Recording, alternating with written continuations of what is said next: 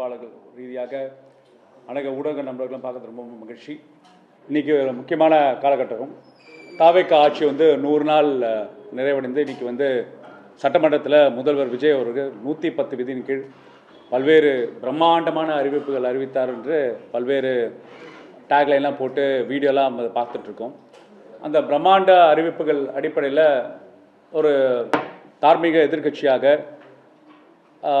ஒரு ஜனநாயகத்தில் ஒரு எதிர்க்கட்சியோட கடமை என்பது ஆளுங்கட்சியோட குறைகளை மட்டும் சுட்டி காட்டுறது மட்டும் இல்லாமல் ஆளுங்கட்சியில் திட்டங்கள் எப்படி மக்கள் கிடைப்பை கொண்டு போய் சேர்க்குது என்று முத்தமிழ் கலைஞர் நமக்கெல்லாம் பாடம் புகிட்டிருக்கார்.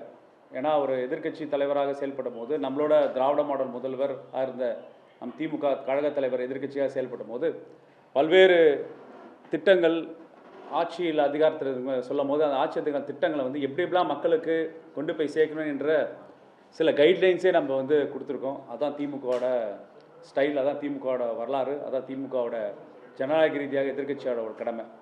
அதன் அடிப்படையில் நீங்கள் பார்த்தீங்கன்னா ஒரு முக்கிய அறிவிப்பு என்னென்னா மருத்துவ காப்பீடு திட்டத்தை பற்றியான ஒரு அறிவிப்பு கொடுத்துருக்காரு. உங்களுக்கு எல்லாம் தெரியும், மருத்துவ காப்பீடு முத்தமிழன் கலைஞர் தான் 2006 ஆட்சி காலத்தில் முதல்வர் காப்பீடு திட்டம், முத்தமிழன் கலைஞர் காப்பீடு திட்டத்தை இன்ட்ரடியூஸ் பண்ணாங்க.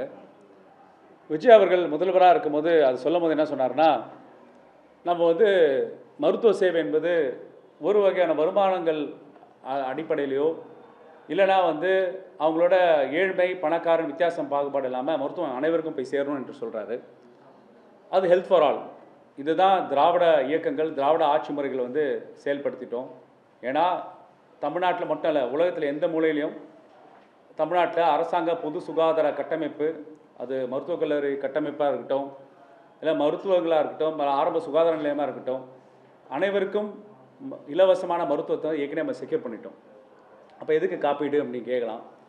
அதாவது அரசாங்க மருத்துவமனையில் நிறைய வெயிட்டிங் லிஸ்ட் இருக்கும்போது அதே அரசாங்க மருத்துவ பெற வேண்டிய சிகிச்சையை அரசாங்கம் மக்களுக்கு தொகை கொடுத்து தனியாரில் அதே வகையான சிகிச்சையை பெறதுக்கான வழிமுறைகளுக்காக தான், வெயிட்டிங் லிஸ்ட்டை குறைக்கிறதுக்காக தான் இந்த மருத்துவ காப்பீடு திட்டத்தை நம்ம இன்ட்ரடியூஸ் பண்ணோம். அதன் அடிப்படையில் இன்றைக்கி யுனைடெட் இன்சூரன்ஸ் என்ற ஒரு பப்ளிக் செக்டார் இன்சூரன்ஸ் கம்பெனி மூலமாக நம்ம மருத்துவ காப்பீடு செயல்பட்டுருக்கோம். 2021 ஆட்சி காலத்தில் பார்த்தீங்கன்னா ஆண்டு வருமானத்துக்கு ஒரு குடும்ப அட்டைதாரருக்கு சம்மர்ஷோடு 1 லட்சத்தில் சம்மர்ஷோட 5 லட்சமாக அதிகப்படுத்தினது திராவிட மாடல் ஆட்சி. அது மட்டும் இல்லை, யாருக்கு அந்த கார்டு ஹோல்டர் எலிஜிபிலிட்டின்னு வரும்போது 75,000 ஆண்டுக்கு வருமானம் கீழே உள்ளவர்களுக்கு தளர்த்தி 1,25,000 பேருக்கு தளர்வுப்படுத்தி கொடுத்தோம்.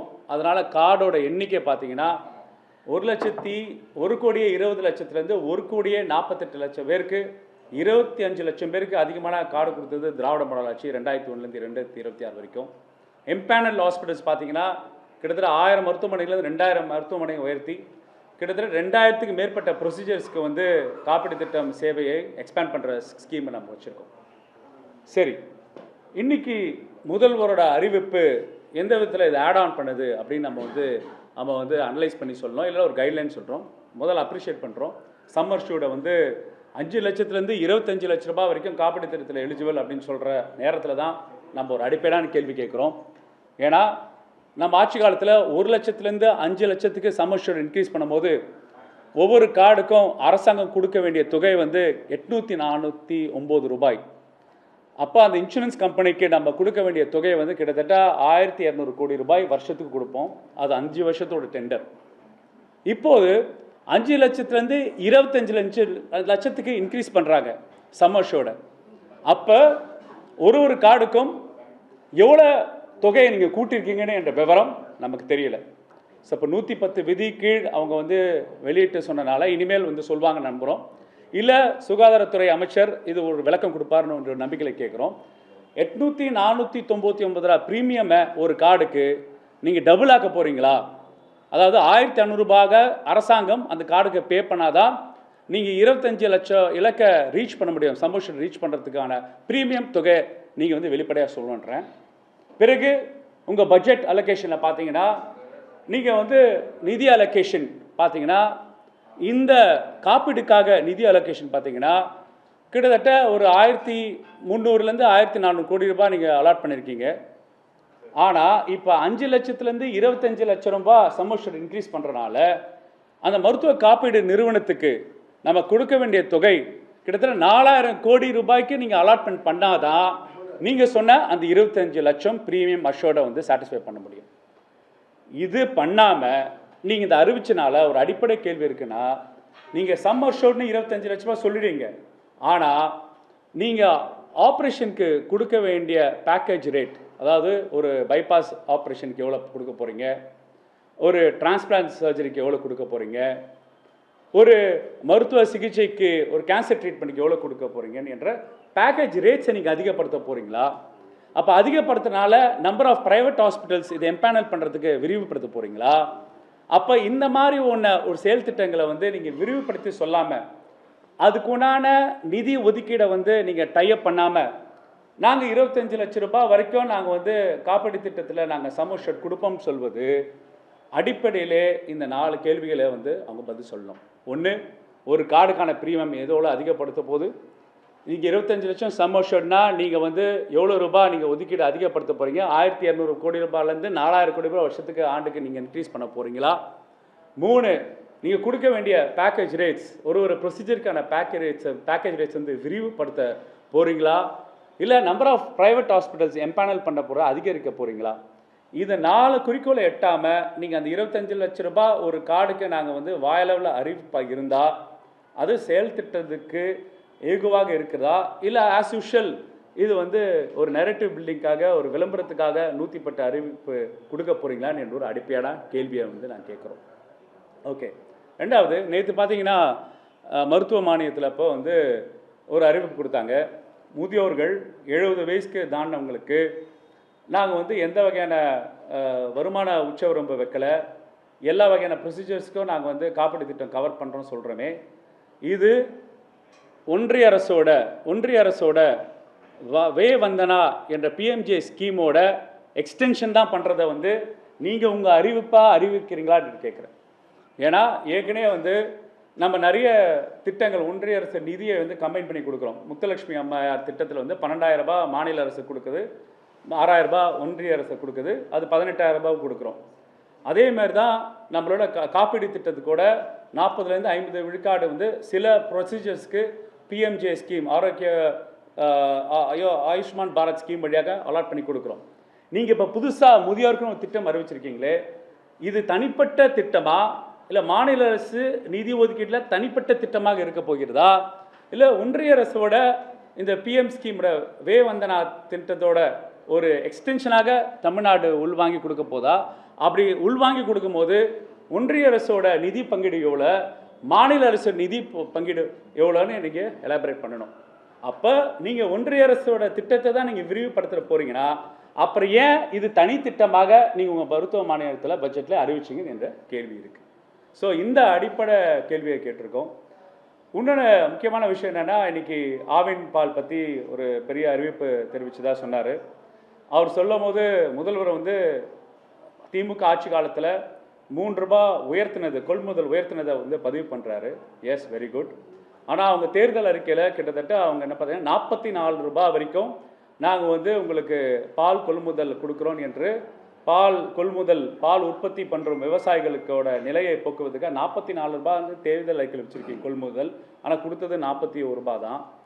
நாங்கள் இதை கொண்டு வரும்போது 3 ரூபாய் கொள்முதல் விலையை வந்து உயர்த்தி விவசாயிகளுக்கு பால் உற்பத்தி பண்ணுறவங்களுக்கு கொடுத்தோம். அதே நேரத்தில் ஆவின் பால் விலையை வந்து 3 ரூபாவை மக்களுக்கு குறைச்சோம். அப்போ கிட்டத்தட்ட 6 ரூபாய் ஒரு லிட்டருக்கான சுமையை வந்து அரசு ஏற்றிச்சு. இப்போ நம்ம கேட்குறது, நீங்கள் 3 ரூபாய் இப்போ எக்ஸிஸ்டிங் ரேட்லேருந்து நீங்கள் 3 ரூபாய் நீங்கள் வந்து பால் கொள்முதல் கொடுக்குறீங்க, இதனால் ஒரு 300 கோடி ரூபாய் வந்து அரசுக்கு இழப்பீடு வரும்னு சொல்கிறீங்க. ஆனால் மீதி 3 ரூபாய் நாங்கள் வந்து குறைச்சோம்ல, யார் மக்களுக்கு ஆவின் பால் விலையை ஒரு லிட்டருக்கு 3 ரூபாய் குறைச்சோம்ல, அந்த 3 ரூபாய் அட்வான்டேஜை ஏன் திருப்பியும் பால் கொள்முதல் பண்ணுற விவசாயிகளுக்கு, ஏன் விவசாயம் பாதிக்கப்பட்ட சூழலில் இப்போ தண்ணி வராத நிலையில், அப்போ பால் உற்பத்தியாளர்களுக்கு நீங்கள் நிறைய இறக்கப்பட்டு பல ஸ்டேட்மெண்ட் சொன்னீங்களே 110 அறிவிப்பின் கீழ், அந்த அறிவிப்பின் கீழ் ஏன் நீங்கள் வந்து முழுமையாக அந்த அட்வான்டேஜை வந்து வாடிக்கையாளர்களுக்கு தான் கொடுக்கல, பால் வாங்குறவங்களுக்கு கொடுக்கல, அட்லீஸ்ட் பால் கொள்முதல் பண்ணுறவங்களுக்கு நீங்கள் கொடுத்துருந்தா உங்கள் தேர்தலில் நீங்கள் சொன்ன வாக்குறுதியை நிறைவேற்ற விதமாக அமையுமே என்ற ஒரு பொறுப்பான எதிர்க்கட்சியாக நாங்கள் வந்து கேள்வியை கேட்குறோம். மூணாவது அறிவிப்பு, நீங்கள் வந்து எல்லா சட்டமன்ற உறுப்பினர்களுக்கும் நீங்கள் வந்து கார் கொடுக்கறத பற்றி செய்தி வந்தது. பிறகு அவங்களுக்கு ஒரு பிஏக்கு சம்பளம் கொடுக்கறது, பிறகு பெட்ரோல் மானியம் கொடுக்க தான் சொன்னீங்க. அடிப்படையில் பார்த்தீங்கன்னா சட்டமன்ற உறுப்பினர்களுக்காக ஒரு ஆண்டும் நிதி ஒதுக்கீடு வந்து 3 கோடி ரூபாய் இருக்குது. அந்த மக்களுக்காக எம்பி எம்எல்ஏ ஃபண்ட்ஸ் அப்படின்னு ஒரு கேட்டகரி இருக்குது. அதை முத்தமிழின் கலைஞர் தான் கொண்டு வந்தார்.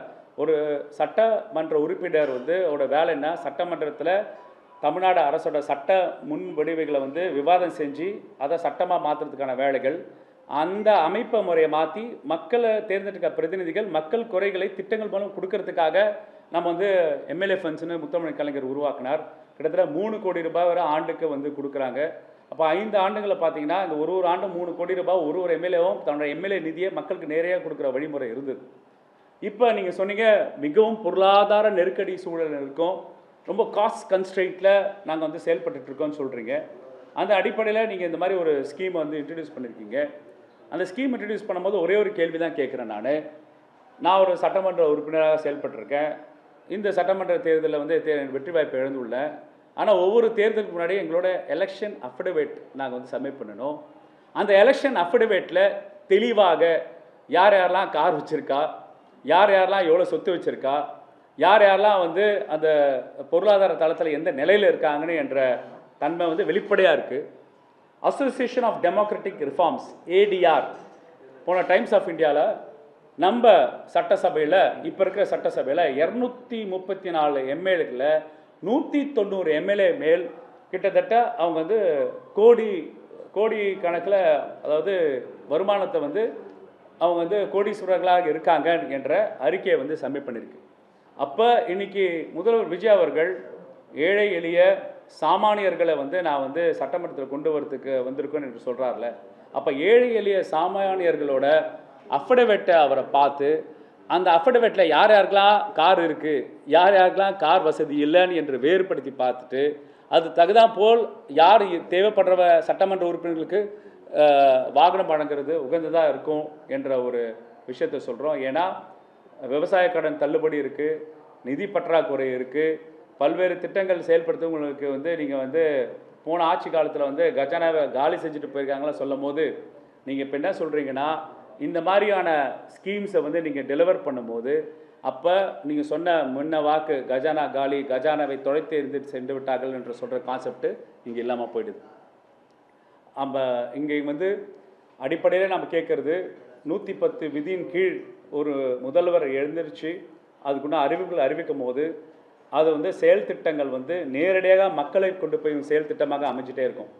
அப்போ நான் சொன்ன விதத்தில் இந்த 3 அறிவிப்பும் கிளாமரஸாக இருக்கலாம், நரேட்டிவ் செட்டிங்காக இருக்கலாம், இல்லை பைட் போடுறதுக்கு உங்களுக்கு செய்தியாக இருக்கலாம். ஆனால் நடைமுறையில் இம்ப்ளிமெண்டேஷனில் இவ்வளோ கேள்விகளுக்கு பதில் செய்ய வேண்டிய பொறுப்பு ஆளுங்கட்சிக்கு இருக்குன்னு நான் சொல்கிறேன். இப்போ 5 லட்சத்துலேருந்து 25 லட்சமாக மாற்றுறதுக்கான பின்னாடி என்ன? ஏன்னா கடந்த காலங்களில் வந்து 5 லட்சத்துலேருந்து 10 லட்சம் இது போன்ற படிப்படியாக தான் உயர்த்துவாங்க. இப்போ 5 மடங்கு உயர்த்தப்பட்டு பேசிக்கலாக வந்து சம்மர் ஷோடு வந்து நீங்கள் எவ்வளோ வேணாலும் சொல்லிடலாங்க. அன்லஸ் நீங்கள் அந்த சம்மர் ஷோடோட பேக்கேஜஸ் என்ன. இப்போ வந்து ஒரு தடவையாக மருத்துவ காப்பீடு திட்டத்தில் வந்து நீங்கள் சிம்பிள் எக்ஸாம்பிள் இப்போ டிரான்ஸ்பிளான்ட் ப்ரோக்ராம் எடுத்துங்களேன். நம்மளோட தமிழ்நாட்டில் வந்து போன முறை நம்ம ஆட்சி காலத்தில் வந்து ஒவ்வொரு ரிவர் டிரான்ஸ்பிளான்ட்டுக்கும் 22 லட்சம் கொடுக்கும், விச் இஸ் ஹியூஜ். அப்போ 22 லட்சத்தை வந்து அரசாங்கம் எப்படி காம்பன்சேட் பண்ணாங்க பார்த்தீங்கன்னா, காப்பீடு நிறுவனம் 5 லட்சம் தான் கொடுத்தது. மீதி 17 லட்சம் எங்கேருந்து வந்ததுன்னா நம்மளோட corpus fund, Tamil Nadu health system ப்ராஜெக்ட்லேருந்து கார்பஸ் ஃபண்ட் மூலம் மக்கள் அப்ளை பண்ணி வாங்கிட்டாங்க.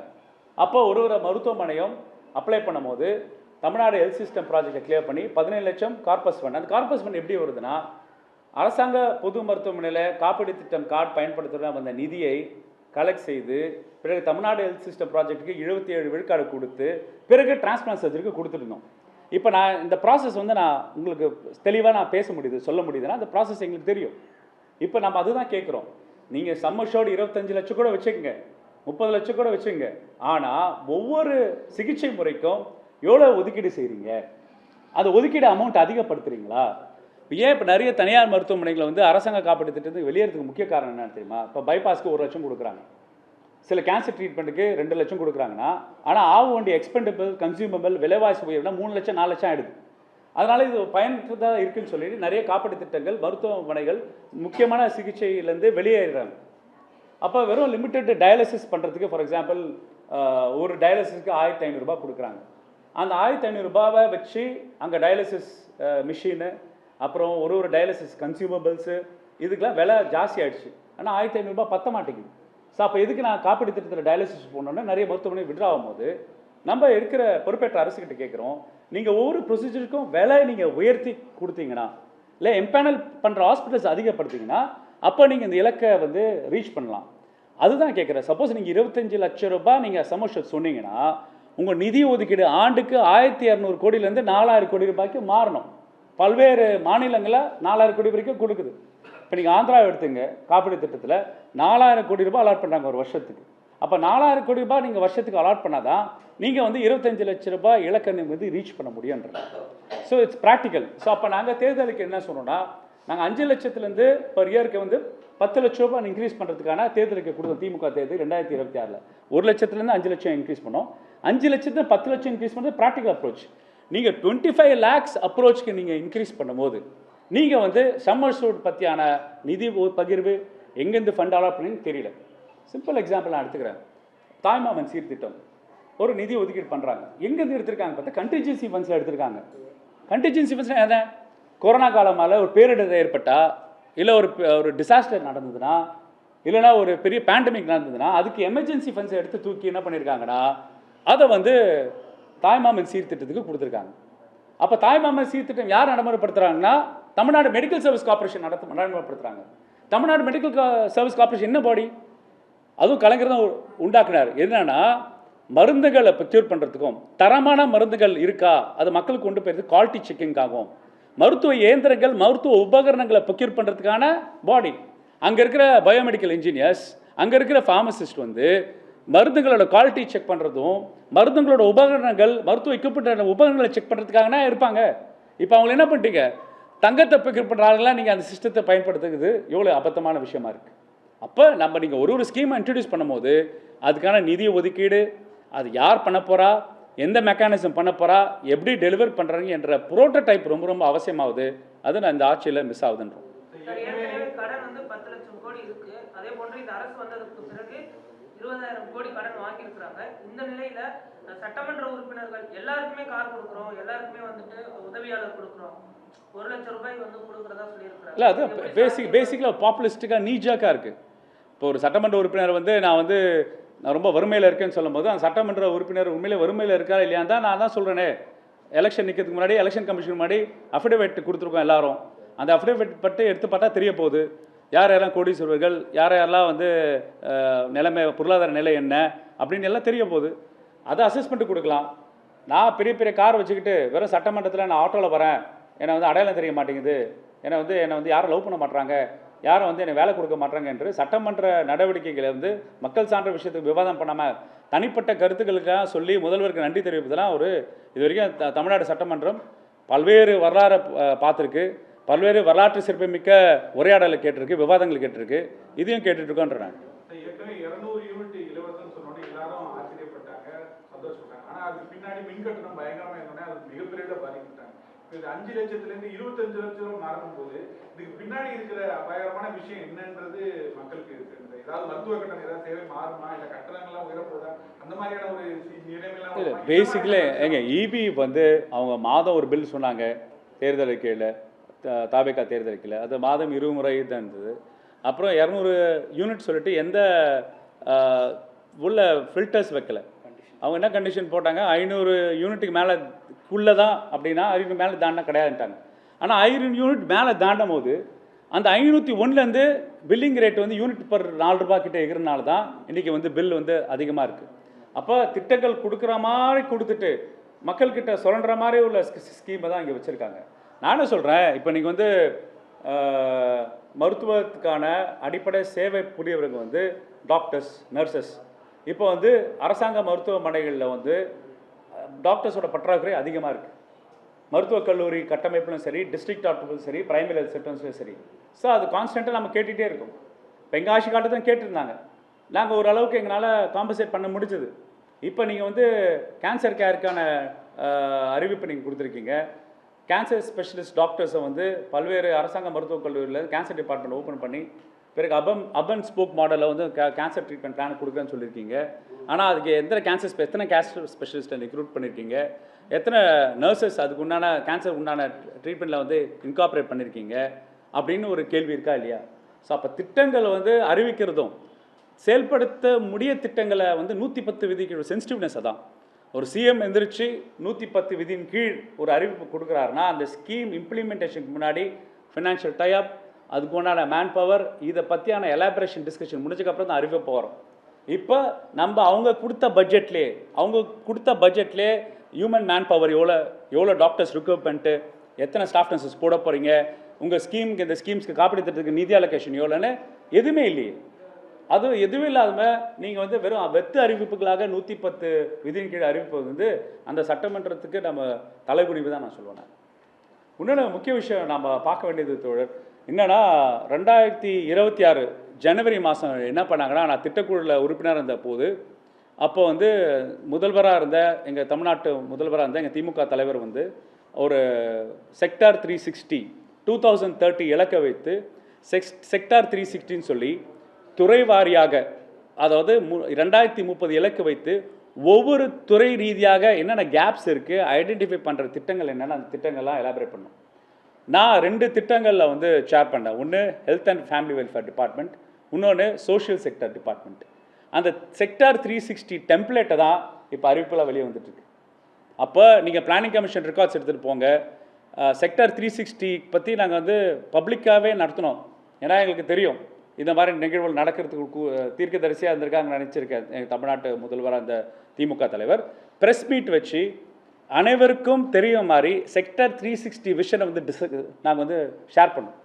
இந்த cancer mission programme, hub and spoke model, இந்த கன்ஜினட்டல் டிசீசஸ்க்காக நாங்கள் ஒரு டயக்னாஸ்டிக் லேப் செட் பண்ணுறது, அப்புறம் குழந்தை இறப்பு சதவீதத்தை வந்து குறைக்கிறதுக்கு விதமாக பல யூனிட்டில் உருவாக்குறது, எல்லாமே அந்த செக்டார் 360 டிகிரி விஷன் டாக்குமெண்ட் இருக்குது. அந்த செக்டார் 360 விஷன் டாக்குமெண்ட் இருக்கும்போது அந்த துறை செயலாளர் தான் இப்போ சிஎம் செக்ரட்டரி ஒன்றா இருக்கார். அப்போ நீங்கள் வந்து நோ ப்ராப்ளம். ஒரு அரசு என்பது நம்ம ஒர்க் பண்ணதை வந்து அந்த அரசு இம்ப்ளிமெண்ட் பண்ணுற ப்ராசஸை நம்ம மகிழ்ச்சியிடம் வரவேற்கிறோம். ஆனால் அந்த திட்டங்களை வந்து சரியாக நடைமுறைப்படுத்துறீங்களா இல்லையானே என்ற ஒரு பொறுப்பான எதிர்க்கட்சியை சொல்ல வேண்டிய கடமையில் நாங்கள் இருக்கோம். அப்போ செக்டார் 360 விஷன் டாக்குமெண்ட்ஸ் தான் இப்போ வந்து உங்களோட பட்ஜெட்டா அப்படின்னு கேட்டால் நான் வந்து ஊடகவியாளர்கள் கேட்குறேன், நண்பர்கள் கேட்குறேன், பப்ளிக்கை பார்த்து கேட்குறேன். செக்டார் 360 டாக்குமெண்ட்டையும் தாவேக்காவோட பட்ஜெட்டையும் நீங்கள் மேப் பண்ணி பார்த்தீங்கன்னா, ஒரு பிளகரிசம் சாஃப்ட்வேர் ரன் பண்ணிங்கன்னா 90% முன்ன ஆட்சி காலத்தில் 2030 இலக்கு வைத்த செயல் திட்டங்களை வந்து பார்ஷலாக ரிலீஸ் பண்ணிட்டு இருக்கிற சூழல் தான் ஏற்பட்டுருக்கு. இதை வந்து நாங்கள் சொல்கிறோம். சார், கார்ப்பரேட் ஜனதா பார்ட்டி மற்றும் கம்யூனிஸ்ட் கட்சிகளோட போராட்டத்தில் கல்லூரி மாணவர்கள், பள்ளி மாணவர்கள் கலந்துக்காதபடி அந்த பள்ளியும் கல்லூரியும் பார்த்துக்கணும்னு சொல்லி கல்வி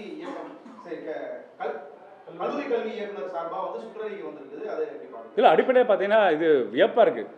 யூஸ்வலாக வந்து இந்த மாதிரி மாணவர்கள் போராட்டம் என்பது நீங்கள் பார்த்தீங்கன்னா தமிழ்நாடு வந்து மாணவர்கள் போராட்டங்கள் வந்து முதல் தந்தை பெரியார் சமூக நீதிக்கு முதல் சட்ட திருத்தத்தை கொண்டு வரும்போது மாணவர்கள் போராட்டம் தான். குலக்கல்வி திட்டத்துக்கு எதிர்த்தா நம்ம போராட்டம் பண்ணோம். தந்தை பெரியார் நடத்தினா, பேரறிஞர் நடத்தினா, இரட்டைக்கல் துப்பாக்கியாக ராஜாஜி கொண்டு வந்து குலக்கல்வி திட்டத்தை எதிர்த்து சண்டை போட்டது மாணவர்கள் தான். இந்தி திணிப்பு வந்து எதிர்த்து களம் அமைச்சது மாணவர்கள் போராட்டம் தான். நீட் எதிர்ப்புக்காக கிட்டத்தட்ட 2016-17 கிட்டத்தட்ட 15,000 போராட்டம் நடந்திருக்கு. உங்கள் டேட்டாவில், போலீஸோட டேட்டாவில் 15,000 ப்ரொட்டஸ்ட் நடந்திருக்கு. எக்கனாமிக் பொலிட்டிக்கல் வீக்லேயே டாக்குமெண்ட் பண்ணியிருக்காங்க. அப்போ ஜல்லிக்கட்டு எதிர்க்க போராட்டமாக இருக்கட்டும், இல்லை தேசிய கல்விக் கொள்கைக்கு எதிர்ப்பாக 13,000 போராட்டங்கள் மாணவர்கள் சார்ந்த போராட்டம் நடந்திருக்கு. இடதுசாரி தோழர்களாக இருக்கட்டும், இல்லை திராவிட இயக்க தோழர்களாக இருக்கட்டும், திராவிட முன்னேற்ற கழகமோட தோழர்களாக இருக்கட்டும், அனைவரும் அரசியல் ரீதியாக பொலிட்டிக்கல் டிஃப்ரென்சஸ் இருக்கலாம். ஆனால் தமிழ்நாடுக்குன்னா ஒரு காஸ் வரும்போது எல்லாம் இணைஞ்சு தான் போராட்டம் பண்ணுறோம். நீங்கள் பாருங்கள், சிஜேபி நடந்த போராஸ்ட்டு பாலன் இல்லத்தில் நடந்தது. அனைவரும் நானும் போய் பங்கேற்றோம். திமுக சார்பாக போய் பங்கேற்றாங்க. அனைத்து சார்பு கட்சிகளும் போய் பங்கேற்று அவங்கள வந்து குரலை வந்து மக்களுக்கு மாணவர்களுக்கு ஆதரவு தெரிவிச்சுட்டு வந்தாங்க. ஸோ அப்போ ஒரு பொது நோக்கத்துக்காக ஒரு ப்ரொட்டஸ்டிங் மோட் வந்து ஸ்டூடெண்ட்ஸ்க்கு இயல்பான விஷயம். அப்போ நீங்கள் ஒரு சர்க்குலர் அனுப்புறீங்க, என்ன சர்க்குலர் அனுப்புறீங்கன்னா, ஃபஸ்ட்டு டைம் ஒரு சர்க்குலரில் பார்ட்டிஸ் பேரை மென்ஷன் பண்ணி அனுப்புகிறாங்க.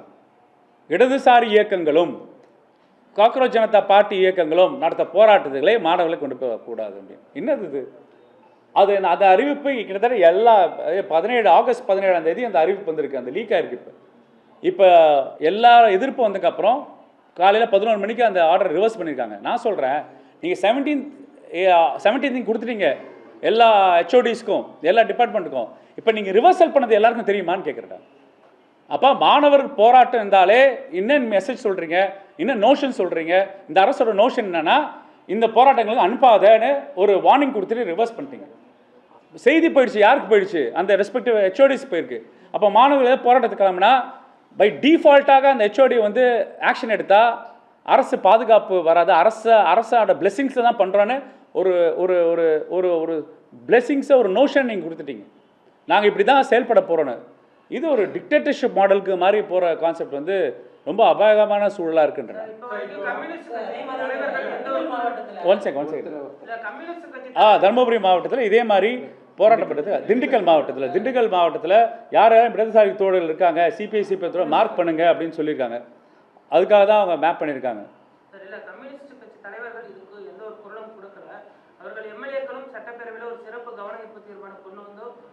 இது பொது உடைமை கட்சி தோழர்களை பார்த்து நீங்கள் கேட்க வேண்டிய கேள்வி. இது திமுக சார்பாக இந்த சுற்றறிக்கையை வந்து நாங்கள் பயங்கரமாக கண்டனம் தெரிவிக்கிறோம். இது வந்து ஜனநாயக விரோதமான செயல்னு நான் சொல்கிறோம். அரசாங்கமும் அதை ரிவர்ஸ் பண்ணிட்டாங்க. நீங்கள் தயவுசெய்து ரிவர்ஸ் பண்ணதை வந்து எல்லாருக்கும் இன்னும் ஸ்ட்ராங்காக இன்னும் தர சொல்லுங்கள், வெளிப்படையாக சொல்லுங்கன்னு நாங்கள் சொல்கிறோம். போராட்டத்துக்கு எதிராக நீட் எதிர்ப்புக்கு எதிராக நாங்கள் ஆதரவாக இருக்கிறதா அமைச்சர்லாம் போயிட்டு பாலநிலத்தில் சப்போர்ட் பண்ணுற மாதிரி போயிருக்காரு. ஆனால் இப்போ கல்லூரி கல்வி இயக்குனர் வெளியிட்ட போது யார் யார் போடுறாங்களோ அதை கண்காணிக்கின்றத சொல்கிறாங்க. இது பின்புலமாக நீட்டுக்கு இல்லை, அதுதான் இந்த ஆக்சுவலா இந்த வாயளவில் இதான் நீட்டு பாருங்க. இந்த கட்சியோட தாவேக்கோட அமைப்பு எப்படி இருக்குன்னா, ஆட்சி முறை அமைப்பு இருக்குன்னா, வாயளவில் நாங்கள் வந்து எல்லாருக்கும் சப்போர்ட் சிஸ்டம் பண்ணுறோம். ஆனால் நடைமுறையில் நாங்கள் வேற மாதிரி இருக்காங்க. கரெக்டாக இல்லையா? இப்போ இந்த ரெட்டை நிலைப்பாடு வந்து ஒரு சீஷோஃபினிக் எஃபெக்ட் சொல்கிறேன் நான். சீஷோஃபினிக் எஃபெக்ட்னா நான் சொல்கிறது ஒன்று, ஆனால் நடைமுறை ஒன்று. அப்புறம் நான் ஒரு ஸ்பிளிட் பர்சனாலிட்டியாக மாதிரி செயல்படுறேன். அப்போ அந்த ஸ்பிளிட் பர்சனாலிட்டி மாதிரி செயல்படுறது வெறும் தலைமையில் மட்டும் இல்லையா, நீங்கள் நடைமுறையில் இருக்க எல்லா ஆட்சி முறையிலும் இந்த ரெட்டை நிலைப்பாடு இருக்கு. அப்போ இது வந்து ஸ்பிளிட் பர்சனாலிட்டி கவர்மெண்ட்டாக அது. நீங்கள் பேசுறது ஒன்று, சொல்கிறது ஒன்று, செய்கிறது ஒன்று விதமாக இருக்கா அப்படின்னு நான் கேட்குறேன். நான் ஒன் டைம் எல்லாரும்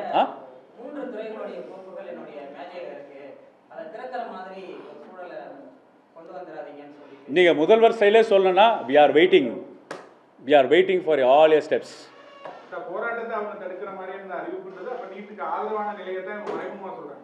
இல்லை, நீங்கள் வந்து போராட்டம் என்பது வெறும் நீட்டு மட்டும் இல்லை. நீங்கள் வந்து பார்த்தீங்கன்னா இனி எஸ்டாப்ளிஷ்மெண்ட் ஆன்டி எஸ்டாப்ளிஷ்மெண்ட் மூடை வந்து மாணவர்களுக்கு ஏற்படுத்தக்கூடாதுன்னு இந்த அரசு பயப்படுதுன்னு அர்த்தம். ஸோ எவ்வளோ நாளைக்கு தான் நீங்கள் பாப்புலாரிட்டியை நீங்கள் மெயின்டைன் பண்ண முடியும்? எவ்வளோ நாளைக்கு தான் நீங்கள் வந்து மிராஜ் மெயின்டைன் பண்ண முடியும்? எவ்வளோ நாளைக்கு தான் நீங்கள் வந்து நிழலை மெயின்டைன் பண்ணணும்? உண்மை வெளிச்சத்துக்கு வந்து மக்களோட போராட்டத்தன்மை வந்து மாணவர்கிட்ட தான் ஆரம்பிக்கும். ஃபஸ்ட்டு அதை கேர்வ் பண்ணுறதுக்கான வழிமுறை பண்ணுறாங்க.